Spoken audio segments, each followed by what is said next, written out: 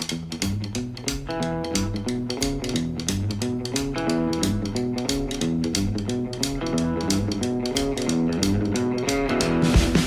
then people see that you're driving a demon and everybody wants to race you. I get cars that pull up to me all the time and they start revving the engines and they're like, come on, man. And I'm like, dude, you don't even know. Like, I got a receipt that says I will kick your ass.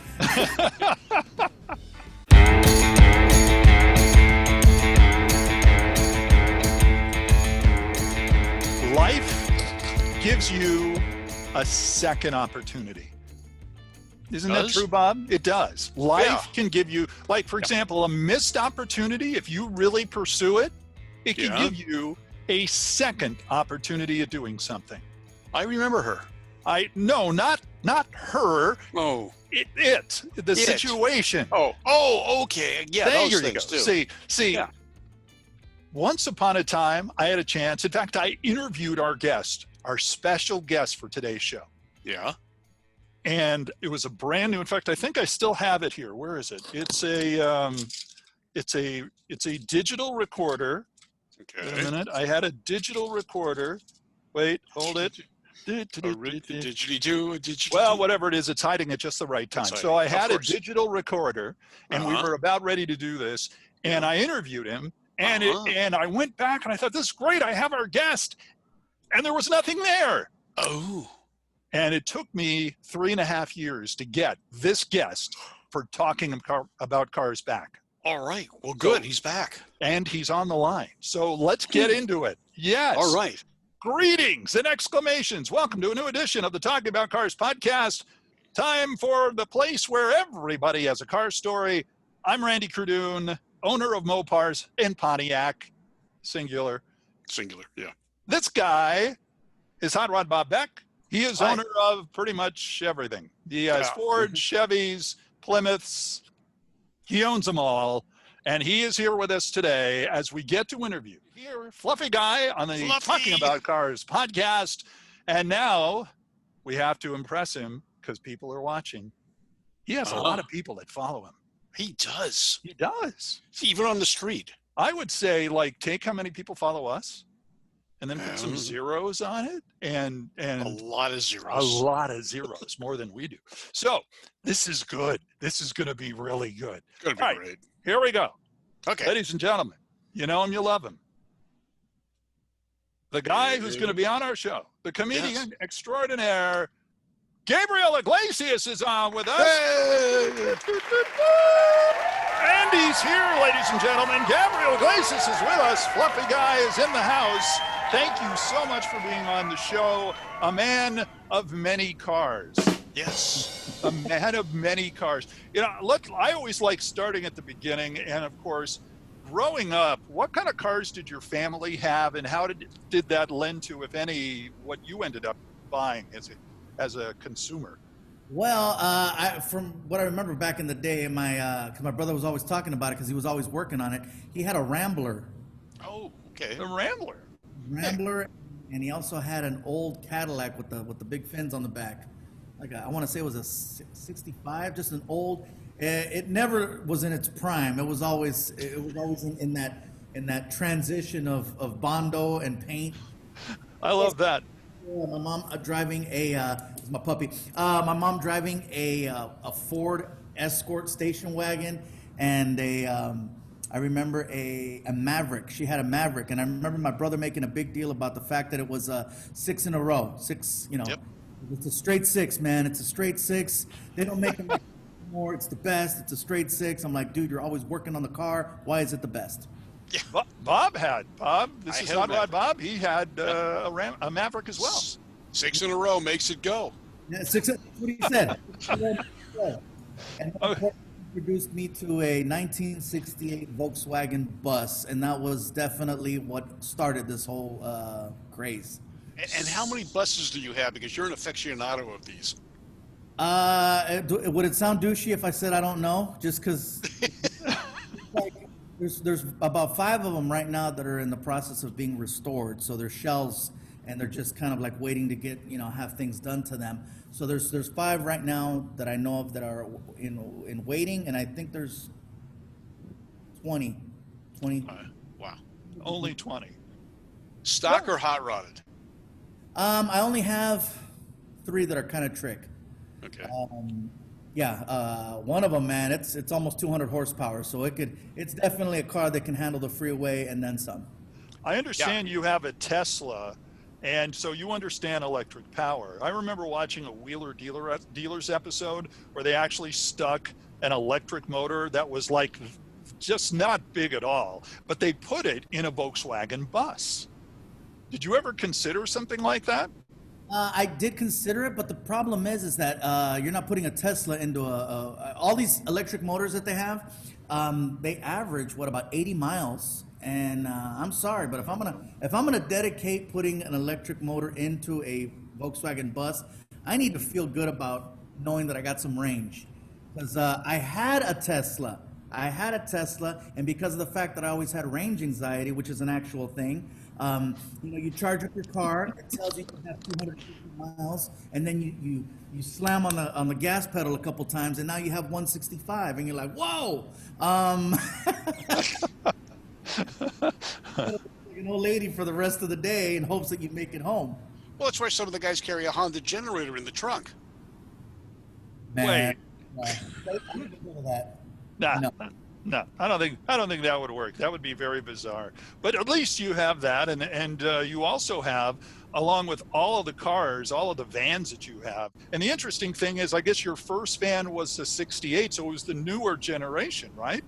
Yes, '67 was the cutoff. So '67 was still the bay window. I'm sorry, the little widow's peak and the split window and the safari windows, and it was a totally different look. And then the next year, '68, is when they came out with the bay window, the big windshield and the flat front, better suspension, and windows where you could stick your arms out, because the other bus had those little slide windows where if you go to a drive-through, they got to hand you your food sideways, so it goes in kind of like a jail cell.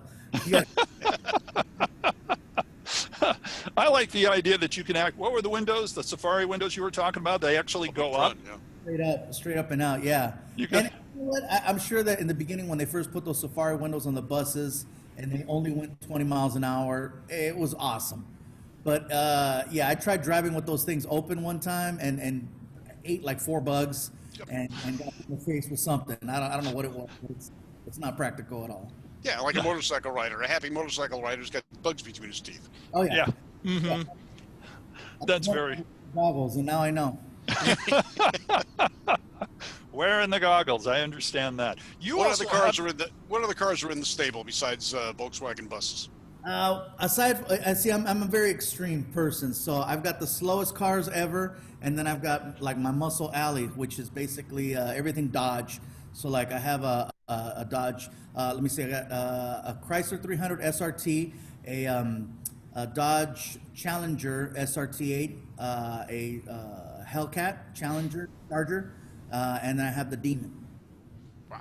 Ladies and gentlemen, the man who is certainly loved by his local Chrysler Plymouth dealer, Chrysler Dodge dealer. Yeah, no more Plymouths. No more Plymouths, not at all. Although you have one. Yes, I do. My mom had a Plymouth. I remember, what was that, Reliant, I think, a Plymouth? Oh, well, that was sort of a Plymouth, but yeah. In the front, I remember that. Absolutely. No, so you have the Challenger, you have the Charger. I saw the Charger. You just had it wrapped, a year ago? Yep. Yeah, well, you know what? Here's the thing with wraps, and people ask me the question all the time about wrapping the cars versus painting them. Mm-hmm. It depends on how good you take care of the wrap. There is maintenance behind it. You can't just...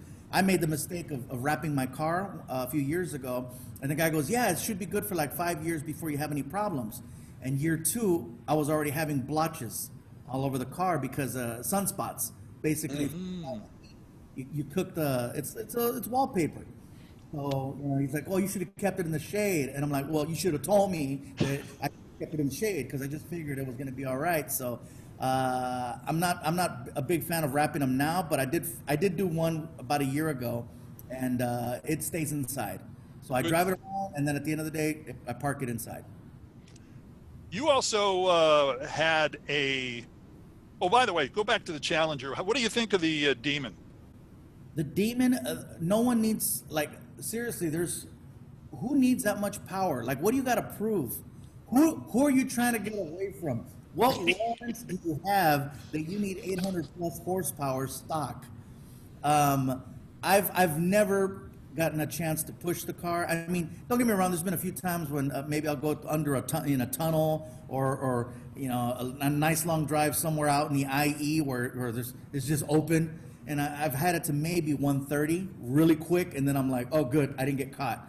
But who needs that kind of power? And then people see that you're driving a Demon, and everybody wants to race you. I get cars that pull up to me all the time, and they start revving the engines, and they're like, come on, man. And I'm like, dude, you don't even know.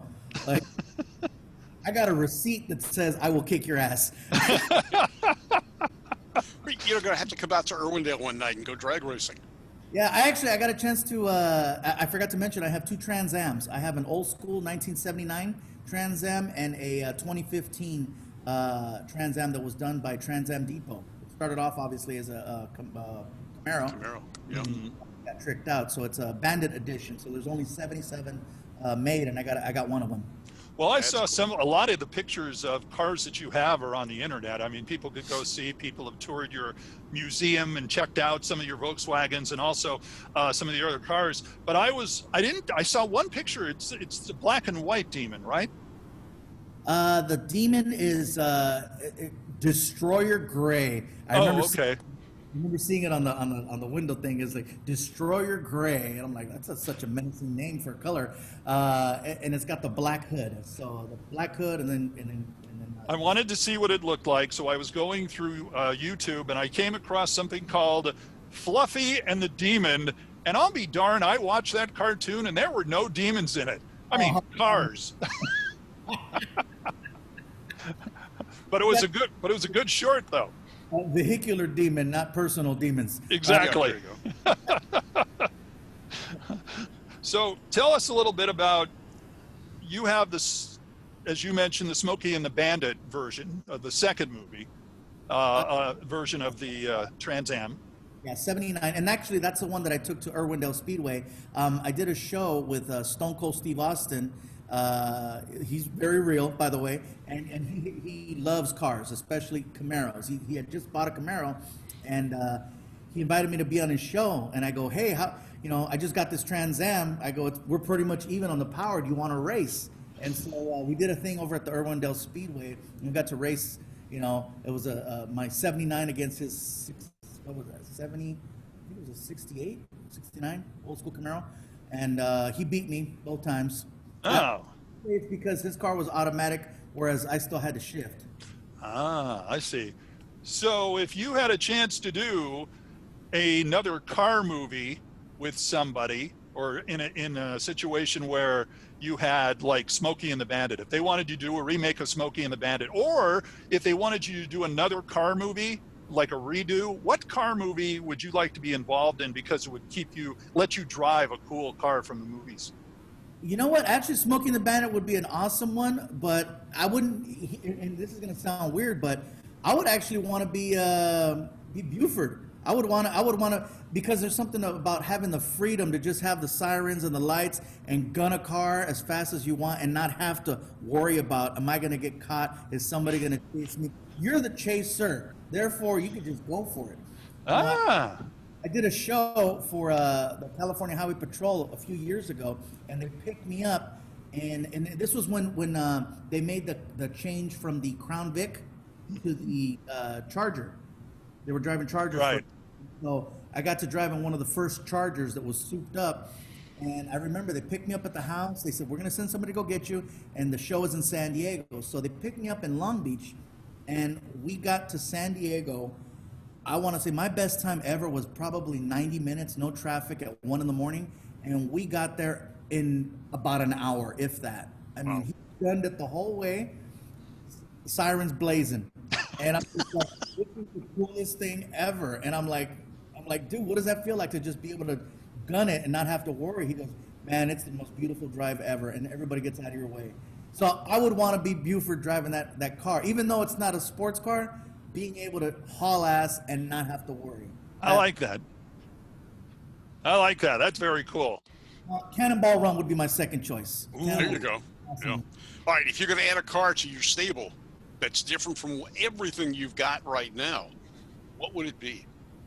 You know what I saw recently that was it was custom, but they sold it on the Barrett Jackson auction.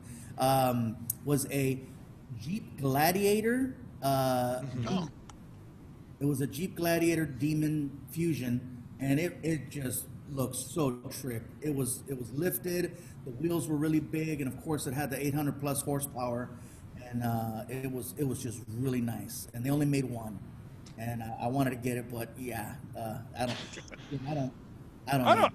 I don't mean to be Debbie Downer here using a really old reference, but gosh, you've got a car that's up, that's a little maybe not as stable, and you put that kind of engine in. That would be a tough car to take a turn in. Yeah, a few years back when comedy got really good to me, I went out and I made some crazy purchases, and I bought one of the first H2s that came out, and I tricked out the motor or the engine on it, and it was, the horsepower was insane, and there was a couple times I got up on two wheels because I didn't know how to. Oops. Yeah, Yeah. I was lucky they came back down. But, yeah. I got some air under those wheels. Yeah, So- remember, keep it rubber side down and shiny side up. Exactly. So so that's one of your top 3 cars that you would want someday. Everybody has a list of the cars that they want someday, and I know you have you pretty much got all the Volkswagen vans and VW bugs that you want. But is there a couple other cars that are on that list of someday I'm going to get that?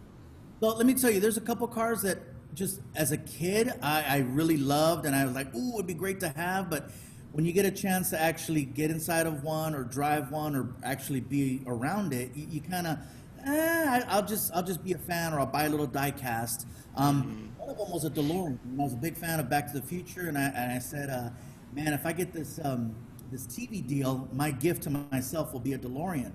And I got a chance to get inside of one at a museum, this automotive museum in Germany, and they let me get inside the car. And wow, it's basically putting on a soda can. The car is tight. It is tight. You don't get in, you put it on. It's so small, and the anxiety kicked in so quick. There's no way I would drive that car, and it's so low to the ground. Like if you don't have core, you got to have some core strength. Otherwise, you're back. How is your core strength? I've never asked that of anybody of our guests, but I'll ask you. You know, it's decent. I'm a big guy, but I can get off the ground, so that's my claim right there. And people All ask right. me, but I know I can do at least one, and that's all. Another car that I really liked back in the day was the 18 van. Oh, okay. You know, that you can see, but again, unless you got really good mirrors, and there's a lot of blind spots on it because it is a panel van. It's not exactly a van like a bus where you've got nothing but view. The blind spots are really bad in that, and yeah, I didn't like it after that. We're talking to Gabriel Iglesias, fluffy guy with us right here on the Talking About Cars podcast. You've got something in your museum that few people have, and apparently it has something to do with Brazilian vans and how you cut one in half to do something. I have 2 fish tanks made from a single bus. It was done by the guys over at ATM in Las Vegas. There was a TV show called Tank, and every week these 2 guys would go out and they'd pimp out a fish tank for a celebrity. And so I got that phone call one day, and I love fish tanks. I had saltwater fish tanks at my house, so when I got this call, I was ready. And they're like, "Hey man, we were interested in doing a fish tank for you. Do you have any ideas?" And I'm like, "Do I have an idea for you?" Now, being that Volkswagen buses are so just cool, and they're classic, and they're expensive. It's probably one of the most expensive cars out there. And so to turn one into a fish tank, I caught a little flack for it. But I tell people it was a Brazilian bus, not American or German made one. And the difference is that years ago, you know, Volkswagen basically, they had their original plant over in Wolfsburg, Germany, and then of course they had plants here in the U.S. and Mexico, and back in the day, I call it a Frankenstein, where they would do whatever they wanted to do. So like, if Germany said, okay, we're going to release a 65, then all the parts that went into that 65 were parts for a 65. Whereas in Brazil, they were kind of like, we'll take this leftover 72 back end and we'll mix it with this 62 front end and put the wheels from a 1985. And so you would get these weird looking buses that just like, for somebody that really knows them, you're like, that part doesn't go there, and why is this that? And so they weren't really respected as much, and that's probably why you can get a Brazilian bus for pennies on the dollar versus something that was, more original. So I got Brazilian buses that was decent enough to where the guys over at ATM got a hold of it, chopped it in half, painted it up really nice, and turned it into a fish tank, and they've never looked better. Oh, that's cool. That is cool. You brought up Brazilian Volkswagens. I'm looking at one right now that I'm gonna try and pick up, a Puma GT. Are you familiar with those? A Puma GT, a Volkswagen? Yeah, it's in collaboration with Volkswagen. Puma was an auto manufacturer in Brazil, and they made sports cars using the Volkswagen platform and engine and suspension. You got them looking it up now. There you go. Looking that up. Oh, I see what you're talking They're about. cool looking little cars.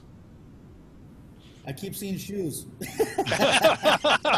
Put in Puma GTI.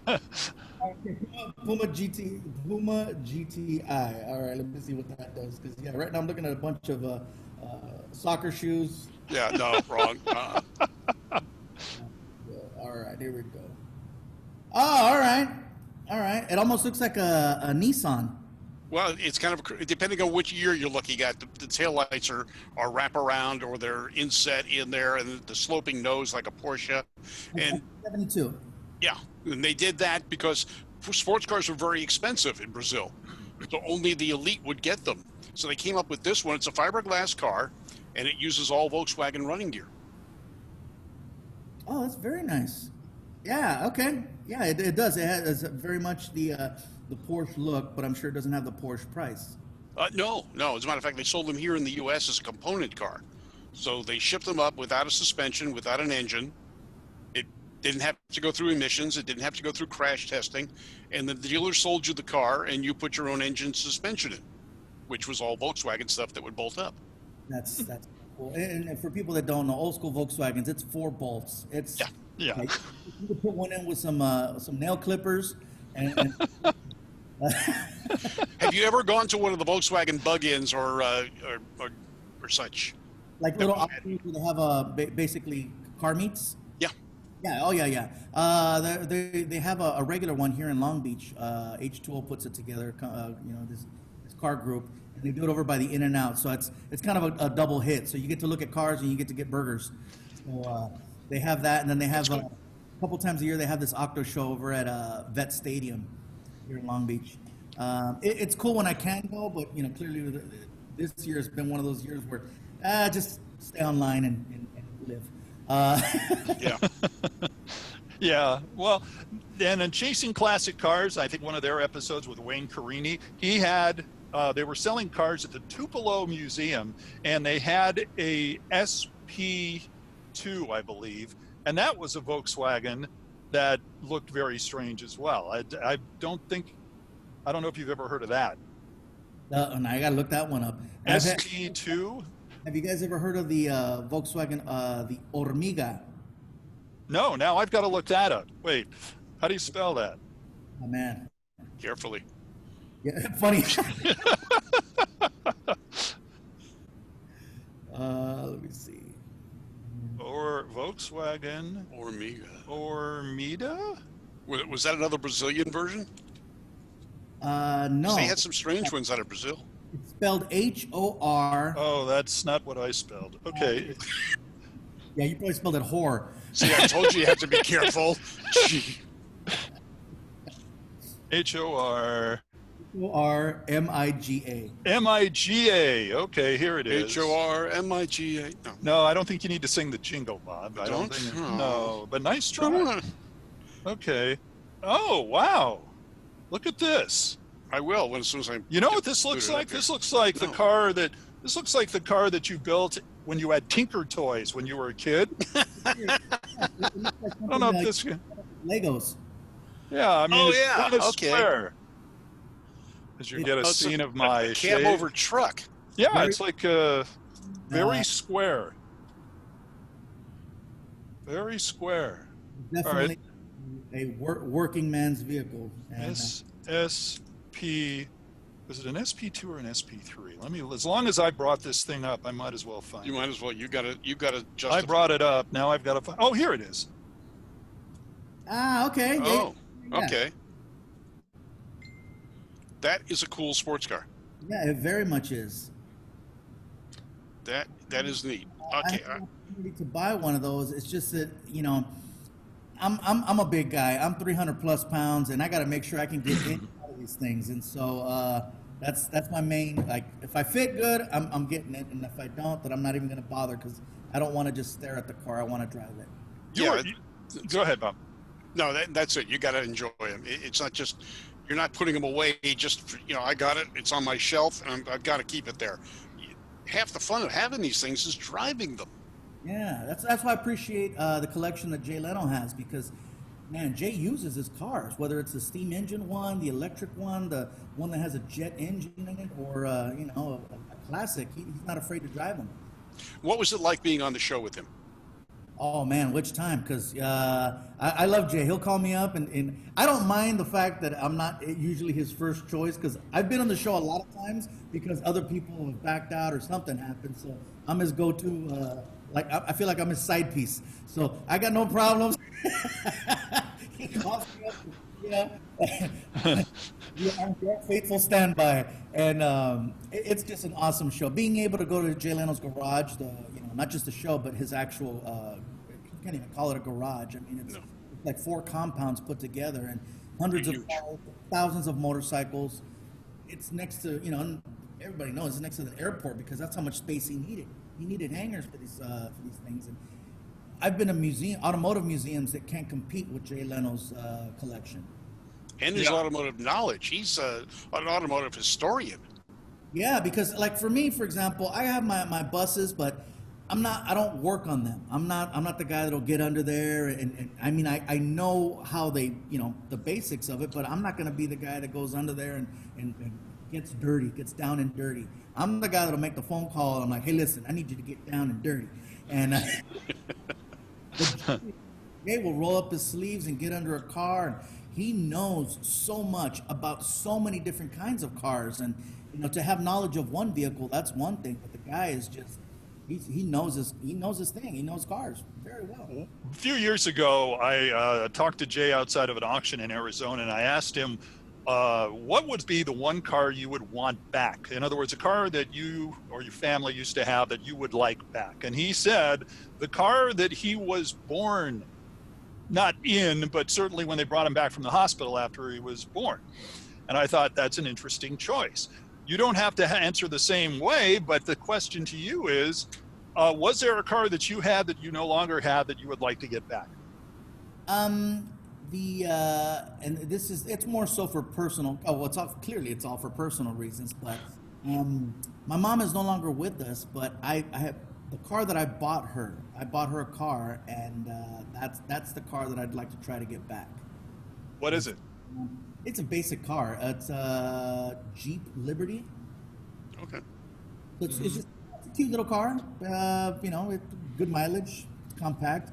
But it's, clearly it's for personal reasons. Now, as far as something that I personally owned that I would like to get back if I could, that would be that original 1968 bus. That one where it was half Bondo, half paint. It was like a car, half Bondo, half paint. A lot of luck. There was tape all over the car. No, that's great. By connecting 2 wires, and then I had a pliers underneath the dash to start the car. Because And did you ever get pulled over with that? And the cop look. You would know that the car. I mean, you'd see the car, and you're like, yeah, this. He's not going to get a whole lot for it. It could be stolen. But I would love to get that car back and restore that one. I have a car that's identical to it and what I would have done to it, but to get that actual first car that I remember sleeping in, breaking down in, pushing, having to work on the side of a freeway, you know, all those memories, getting on the freeway for the first time in it. Yeah. I remember we did an episode with Jay Leno, and he had Papa John on the show, and Papa John had gotten back his first car that he had sold to try to start his business. So I thought that was a cool story that, you know, he got back his original car. When did you decide to get into comedy? I got into comedy in 1997. I got the bug to want to be in comedy when I was 10 years old. I saw Eddie Murphy, an old VHS of Eddie Murphy Raw. Nowadays, you say VHS and people think that's an STD. I got VHS. Well, don't worry about it. Here's some medicine for it. Yeah, penicillin might take care of that. Yeah. Mm-hmm. Yeah, head cleaner. What? Yeah. I remember her, but that's another story. No. Hello, ba-dum-bum. Hey. Absolutely. No, so what would you be doing if you weren't doing comedy? Say it again, I'm sorry? What would you be doing if you weren't doing comedy? Well, that's been the last 8 months, which is basically I've been selling toys, buying cars, trying to just, do whatever gig I can. So I've been getting into a lot more acting, more television shows, hosting gigs, any function I can participate in that's as close to stand-up as possible. I mean, I miss it, and there's a good chance I'm going to be doing a show next week for the first time in 8 months. And I'm nervous about how that's going to go because it's a socially distanced show, which means that I'm probably going to have 20 feet between me and whoever's in the front row, which is awkward. Mm-hmm. So let's hold a microphone and see what happens. One thing I like about you, and I've been to a couple of your shows, you're having fun. You're enjoying what you're doing, and it shows in what you say. You're not the kind of guy that's in your face yelling and angry. You're having fun, and you're making people have fun with you. I'm nervous about this first show back because something tells me there's going to be a little anger in there. Frustration, because usually I'm talking about fun things and just basic things that people can relate to. But man, this year is just like, whoo, I want to touch on certain things, but at the same time, I want to make sure people have a good time. But I got some stuff to get off my chest, and talking to the wall ain't helping. I need a little feedback. Then we can do this more often. You can, what the heck, feedback on those. Anytime you want to sit there and vent about cars or anything, just give us a call. We're easy on this. So coming up, you have this big event with Hot Wheels, which is interesting because we just did a show last week about Matchbox cars. But anyway, Hot Wheels Legends Tour, Jay Leno will host the finale at his garage, and you are one of the judges. Tell us a little bit about that. Well, I get an opportunity to voice my opinion on a car that could potentially become a Hot Wheel, and I think anybody would dream of having their car become an actual toy, which is freaking cool. No matter how old you are, you want to see your car become a Hot Wheel. Matchbox is a different story, but. I think it's awesome, and so there's going to be a few cars there, and I get a chance to vote and pick and help decide who's going to get that opportunity. Have you seen them yet? Do you know what's going to be there? No, I have not seen the cars yet. I will be bringing one of my cars down in case they don't cut it. Way to go on that. These cars, and but have you seen? So you've got the real cars, you've got a collection of those. Randy and I are nuts, and we have the model cars too. How about you? The model cars, like just little toys, replicas, or big scale. I started to collect them, and it got a little excessive because here at the office, I have shelves and stuff like that that's supposed to have, business stuff on it, and it wound up becoming this giant shelf of cars, and it was a lot. They told me just stop it already because bring me little toys at the shows. People would send me stuff, and then of course all the stuff that I'd buy and order, and it got ridiculous, and I had to just stop because I got out of hand. And so yeah, they cleared the shelves, and I think they left me with 2. Yeah, and of course, making like model cars when you were a kid, you're 8 years old and you're digging the glue that basically smelled up the entire place, and the next thing you know, you're waking up and with a very big headache. I remember that, and my parents telling me about things that I did that I don't remember.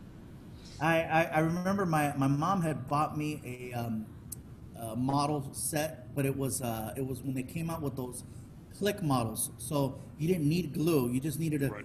It was like it was like permanent Legos basically. You know, once you click it in, it was locked in place, and then it had the stickers, and it was like, yeah. And I thought that's the way models were supposed to be. And then I actually thought of a real model set that you had to, you had to break out of the little frame, and then you had to.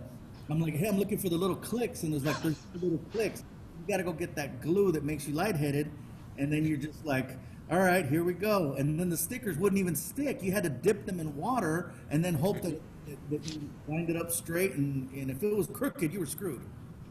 And then, of course, the glue would stick to your hands, so the stickers would stick to your hands and rub them all off. Yes. They were little braille cars, so you could feel everything. Well, good luck on your show. I know, where is it going to be, or do you know yet when it's coming on? Las Vegas, actually. Ooh. Supposedly it's going to be private, not available to the general public. But at this point, I don't care. It's it's one of those things where I haven't done it in so long. I'm looking forward to anything at this point. All right, so don't forget the Hot Wheels Legends Tour, now in its 3rd year. Let's see, you could see this by going to Jay Leno's Garage YouTube channel, or his Jay Leno's Garage YouTube channel. Also, you can go to the Hot Wheels, I believe it's the Hot Wheels Facebook page, and check it out. And there you'll see Gabriel Iglesias, you'll see Jay Leno. Oh, you belong to a really cool car club. You do too. Right, I know. I was just trying to throw that in there. Oh, okay. Anyway, Well, we got to get Gabriel involved in it too. we got to get Gabriel. Oh, by the way, that's right. We ought to get you into the TMPCC. We'll talk about that in just a little bit. Hey, remember to listen, like, and subscribe over our audio podcast on radio.com, KNX1070.com, Alexa. You can hear it everywhere.